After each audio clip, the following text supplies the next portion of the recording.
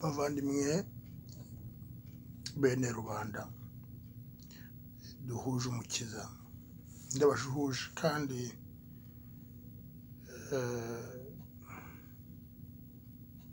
nishimiye kuba mbonye aka kanya ngo twongere tuganire, ariko uyu munsi cyane cyane nifuje ko kuganira n'abihaye Imana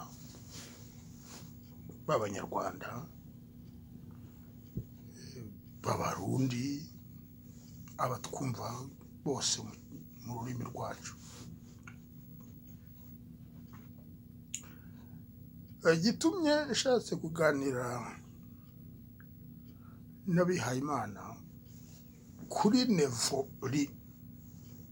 levo bagezeho iyo ari yo yose, wahera kuri karidinali, ndashaka kuganira nawe kugeza kuri uwo ari we wese wemera Imana, cyane cyane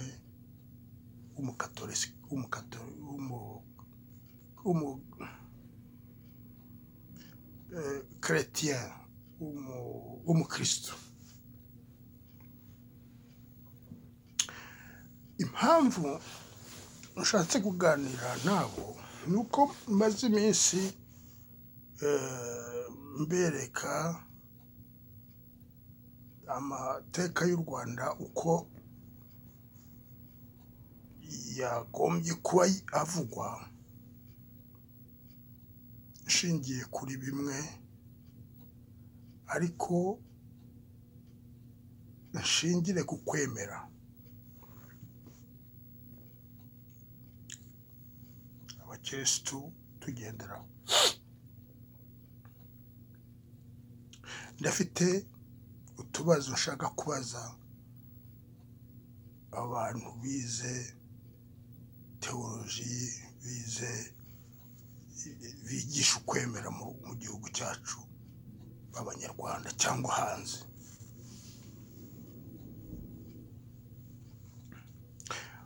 Muri Matayo, mu gitabo ndashaka kugendera mu ijambo ry'Imana. Muri Matayo igice cya 21 umurongo wa 43, Yesu ubwe yibwirira Abayahudi ati, iyo royaume de Christ yari yabahawe izabamburwa, ihabwe un autre peuple.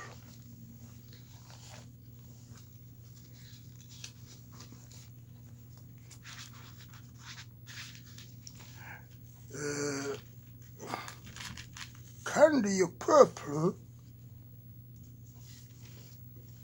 izayibyaza umusaruro. Iravuga ngo, c'est pourquoi vous disais-je, le royaume de Dieu vous sera ôté et sera donné à un peuple qui en produira des fruits.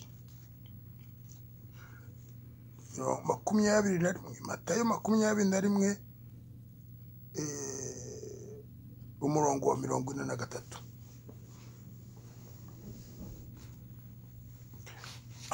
Arabwira ati, mwebwe, bari bataranamubamba, ati mwebwe royaume de Dieu vous sera ôté, izabamburwa kuko yari yabahawe, sera donné à un peuple, izayibyaza umusaruro. Ikibazo cya mbere, mbere y'ikibazo cya mbere, ntuza nitujya muri Yeremiya igice cya gatatu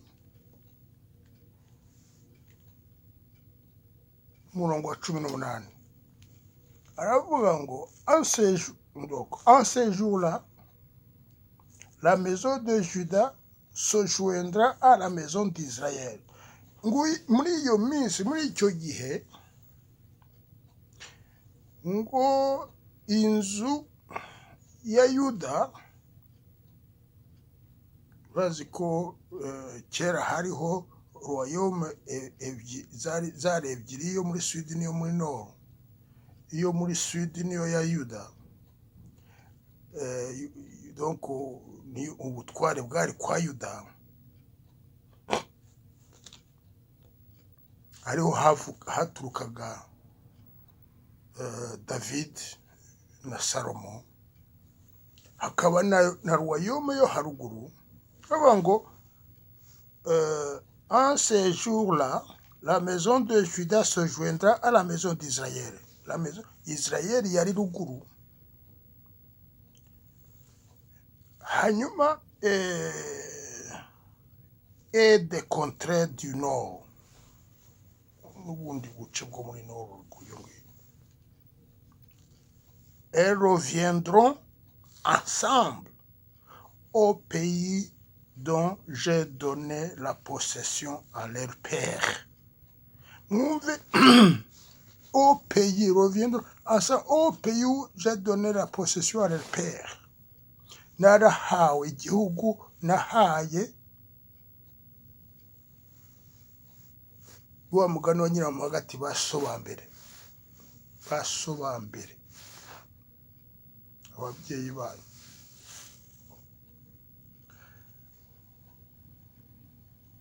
Ikibazo gihari nuko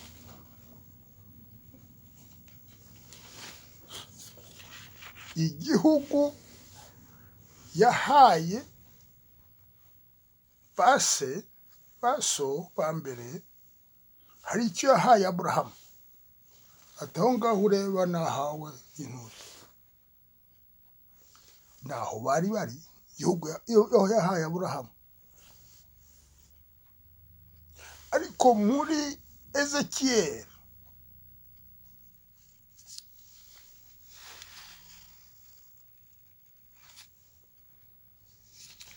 avuga yuko cya gihugu yahaye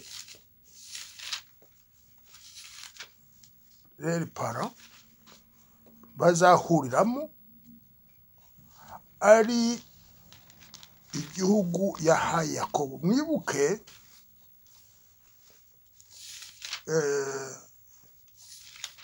Mwibuke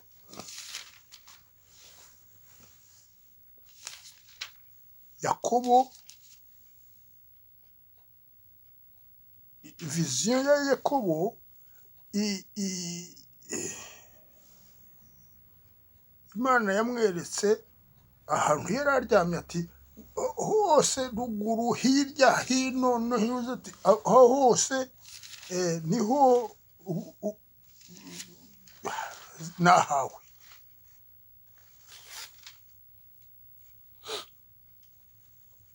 Aravuga ngo Imana ibwira Yakobo, ubu ndi muri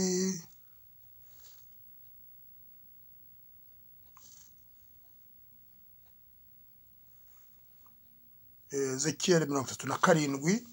Reka njye ku murongo wa 25, ndavuga mu Gifaransa ariko ndagenda bihindagura buhoro buhoro. Ngo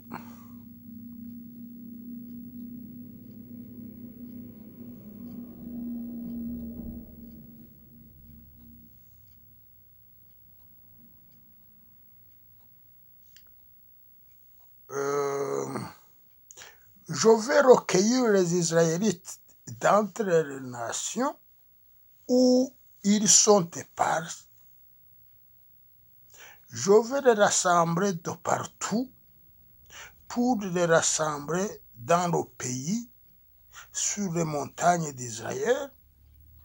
Ils ne forment plus qu'une seule nation qui n'aura plus qu'un seul roi. Elle n'existera plus la division en deux peuples et en deux royaumes. Ils ne se sueront plus avec leurs idoles et ne commettront plus d'infâmes abominations. Je libérerai de toute transgression dont ils se sont rendus coupables, et je les purifierai. Ils seront mon peuple et je serai leur Dieu. Mon serviteur David sera leur roi. Ils n'auront plus qu'un seul berger. Ils obéiront à mes commandements. Ils observeront mes lois et les mettront en pratique.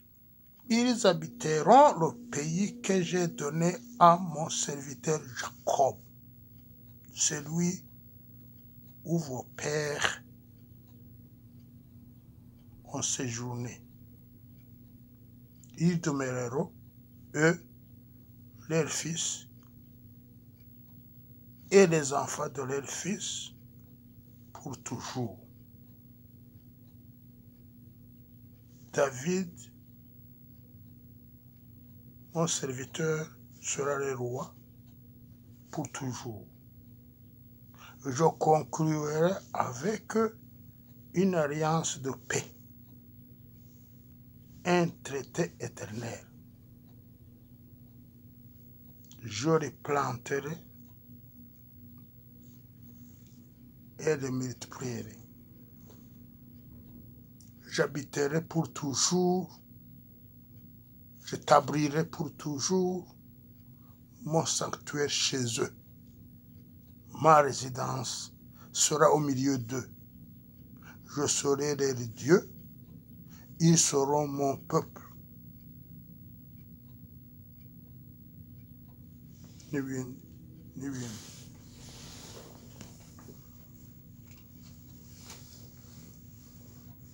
ibi bintu Imana ibwiye ivugiye muri Ezekiyeli,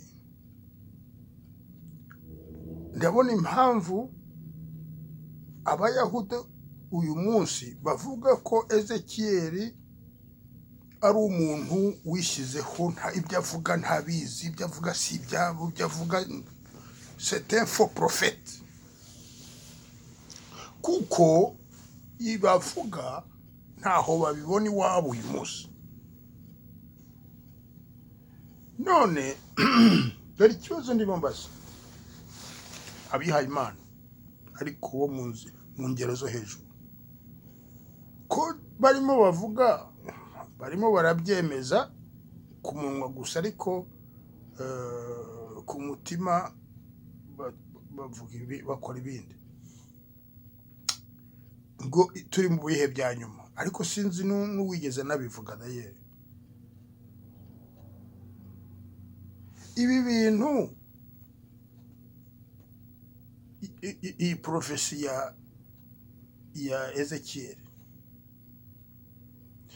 iyi profesi ya Jeremiya, yuko bamwe bazava ruguru hepfo bagahura n'abaruguru bagaforoma igihugu kimwe, ubwami bumwe, byigeze bibaho? Ko hari igihugu cyitwa Isirayeli, ibyo bintu mwarabibonye? Byarabaye, byaratangiye. Ni ukuvuga ngo bwa bwoko bwa Isirayeli uko bwanganaga bwigeze buhura ngo buforume igihugu kimwe ukurikije uko abihaye Imana babyize muri teoloji yabo. Ibi bihe murimo, iriya profesi ya Ezekiyeli nako ya Jeremiya yarabaye, iya Ezekiyeli yarabaye, mukurikije teoloji mwize mwigisha.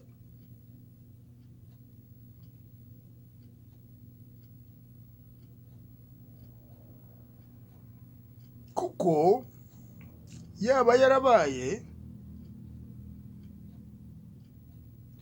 je les rassemblerai,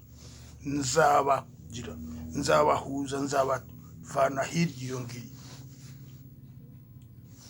Iyo ni Imana.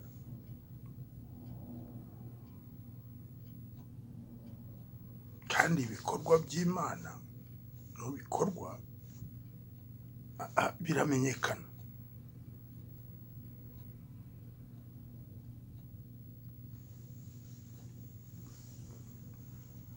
Icyo gihe cyo guhuza bariya bantu, cyo guhura Isirayeli igahura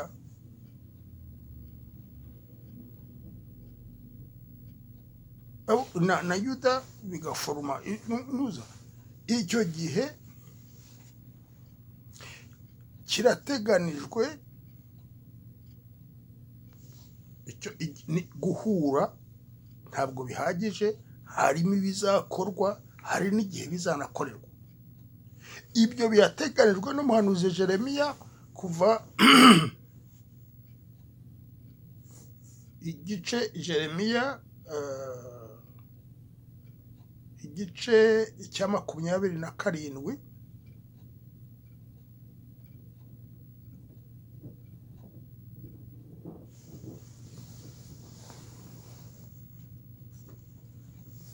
no ni igice cya 9.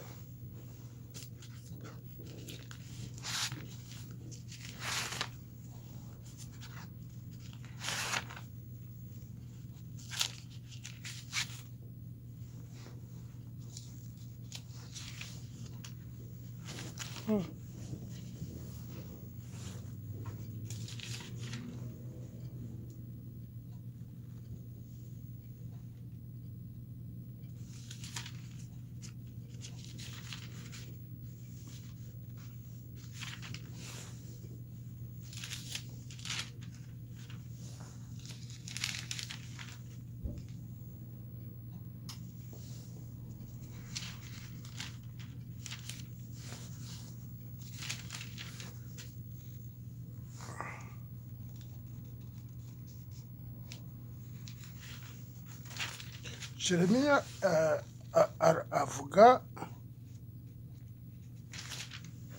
ukuntu bizagenda n'imyaka bazamara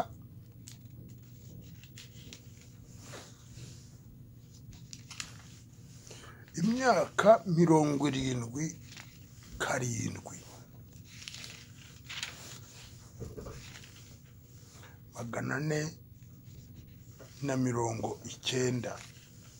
Nibamara kuyimara iyo ngiyo, Imana izasubiramo irebe icyo bazaba bara.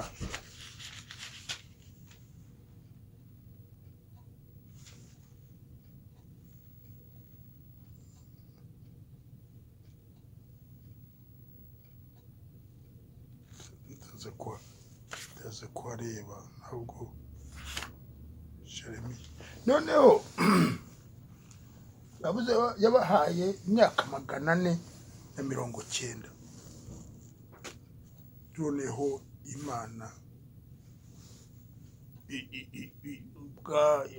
yantuza, Imana irareba niba gahunda yakozwe, yasabwe, yategetswe, yarubahirijwe, yarangiza, yabitaba yubahirijwe, igahana cyangwa se igatanga amahoro.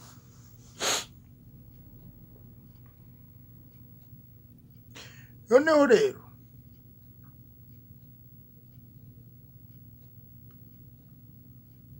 umusenyeri katolika w'umunyarwanda witwa Misago yahawe interview bati ko umaze kwemeza, icyo gihe hari mu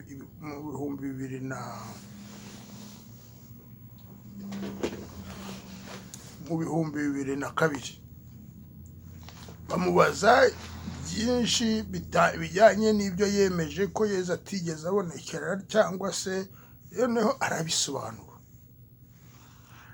avuga ati impamvu ya gatatu ntemereye, aravuga mu gifaransa ngo troisième motif de notre réserve à son sujet, ubwo yavugaga Emmanuel Segatashya, c'est le contenu de ces messages à corrélation millénialiste.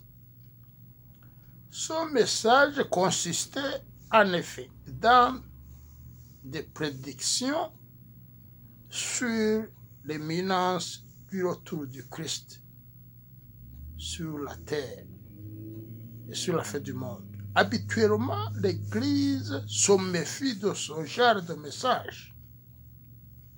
Il serait imprudent de le cautionner. Ni ukuvuga ngo nubwo bemera ko Bikira Mariya yaje, ariko mesaje ze ntibazemera, kuko Bikira Mariya ntiyigeze asiba kubwira abantu ati igihe kirageze, nimurakaza Imana akazi kayo, nimuhindukire kuko umwana wanjye aragaruka. Yaje guteguza igaruka ry'umwana we. Ibyo ubwabyo, ibyo uyu musenyeri avuga, ntiyemera yuko Yezu azagaruka vuba aha ngaha. Kubera iki? Ya myaka 490 igomba gushira mbere yuko agaruka, bayirebera muri Isirayeli ya ruguru, ya yindi Yezu yavuze ati le royaume vous sera ôté et sera donné à un autre peuple. Iyo peuple yindi banze kwishakisha, ntibashaka kuyumva, ahubwo niyo wa musenyeri witwa Shumashere yavuga ati ndamutse mbivuze, ndamutse byanditse igitabo kijya hasi, habakaho ku isi yose. Kuko amafaranga agendesha iyi si agamije kwemeza yuko ibintu abantu bemera muri ntuza bigomba kuba nk'uko babishaka. Ariko igihugu cyarakozwe,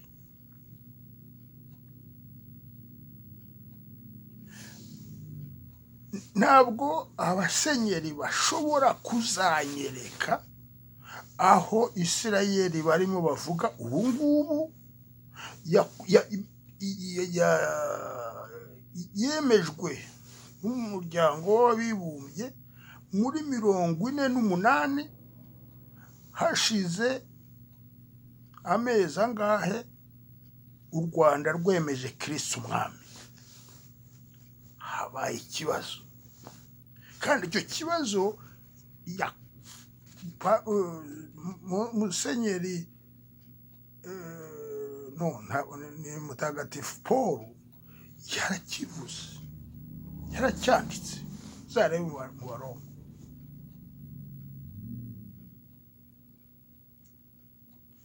Il va exciter la jalousie yabo. Ça m'aura un peuple minable. Cette jalousie, iyo jalousie avuga, ni igihe umwami Rudahigwa atura u Rwanda Kristo umwami.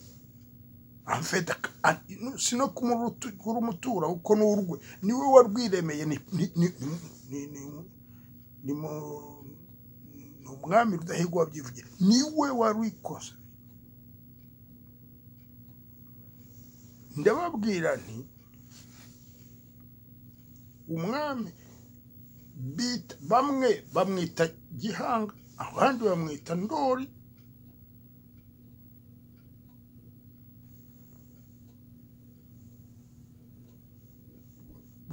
Niwe fondateur ya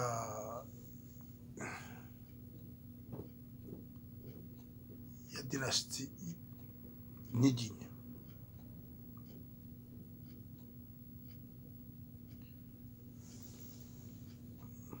Abapadiri b'inyaryenge bakavuga bakazana ngo Ndoli ni umututsi, babivanye kwande, ngo abiru abaki bwose ni abatutsi. Niba abakiga ari abatutsi dako, ariko baba abakiga barabirukanye, ntabwo ari abacu, ntabwo ari aba no.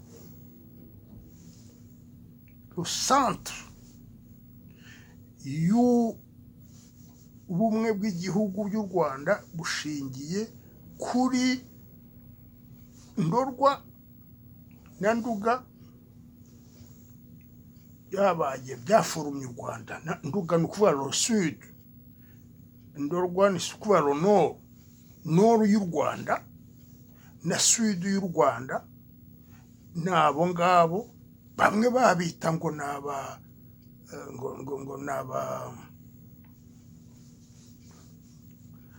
les Bantu. Nta gaciro bafite. Icyo bagumye kumenya nuko baba abo ngabo babo n'abandi batari muri abo ngabo baforumye u Rwanda bwa mbere, bose ni abayakobo. Bamwe barigira Dani, abandi bakica Yozefu, bakagira gute, ariko bose ni abayakobo. Inuza ndimo ndafasha bariya bantu kubyumva, bariya bihaye Imana bo mu Rwanda. Imyaka 490 bahawe muri igitabo cya Yeremiya, itangirira mu 1510, kuko niho u Rwanda rwatangiye. Nuza umutware uvuye ruguru ariwe Ndoli ahura n'umuprincesse w'Abasinga w'Abarenge, noneho barahura bakora ubwami. Umwami wo muri nord aba umwami w'u Rwanda, umuprincesse wo muri sud aba umugabekazi. U Rwanda rukora gutyo, noneho rugenda rwaguka. Nicyo u Rwanda ruvuga, rwaguka, Rwanda, hirya no hino. Abo bose bagiye baje bakora u Rwanda. Na Isirayeli iriya ya mbere bakiva muri ntuza, ntabwo binjiye i Kanani bose, hari abasigaye hanze, noneho hinjira bakeya. Noneho igihugu kigenda cyaguka kubera imbaraga bagendaga bagira, bakajya bagakukira ntuza, bakinjiza abandi mu gihugu.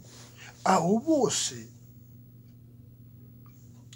babaye abanyayisirayeli. No mu Rwanda babaye abayisirayeli, babaye abanyarwanda. U Rwanda rero Isirayeli yo messianique, ariko Isirayeli messianique niyo yabaye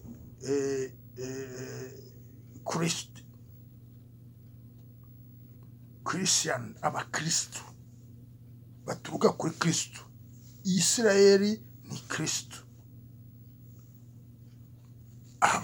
Abantu barategereje ngo ibyo Ezekiyeli yakoreye yavuze ngo bizabe muri Isirayeli ya kera, ntabwo ashobora kwibona, kuko Isirayeli wa kera niwe Kristo waje mushya, bibera ahandi. Ya ntuza ya kiliziya ya la maison de Dieu izubakwa indani mu gihugu au milieu de, nkuko Ezekiyeli abivuga 37 ntuza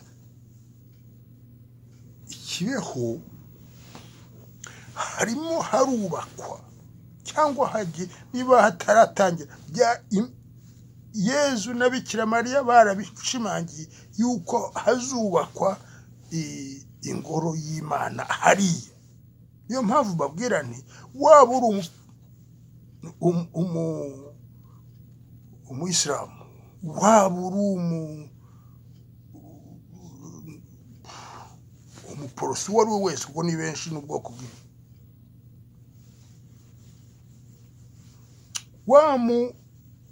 Bikira Mariya mushobora kuvuga ngo bya Bikira Mariya byavuye mu bihugu byo hanze. Nyirarumaga ibyo yavuze mu Kinyarwanda, yari umunyarwanda, yaje ari umunyarwanda, ariko ibyo yavuze ni kimwe n'ibyavuzwe hariya. Iriya kuba la mère du peuple rwandais, nicyo Bikira Mariya aricyo. Kuba nyina wa Ndoli ataramubyaye ari umukobwa, ari niko Yezu na Bikira Mariya babaye bari mu isi. Ya myaka 490 yarangiye mu bihumbi 2000. Noneho haza igihano. Icyo gihano abanyarwanda bakirimo mu bihumbi 2000. Mwibuke ko ariho ubutegetsi bwagiye mu maboko y'utwara u Rwanda ubu ngubu. Aragitwara nk'urimo ufite mission yo guhana abanyarwanda. Ntabwo ari ugubategeka ngo ni umutware yaratowe, no, arimo arabahana kugeza igihe muzumvira yuko twagomeye Imana, nidusaba Imana imbabazi tukashaka kuyoborwa n'Imana, aho niho Imana izatugarura. Igihe muzakomeza gushaka kuyoborwa n'uwo nguwo urimo uduhana, ni nk'uko yaba yaratujyanye muri Babiloni cyangwa se muri Egiputa kugira ngo tugire, tuzaba twijyana mu gihano nk'icyo n'uwo nguwo nawe arimo.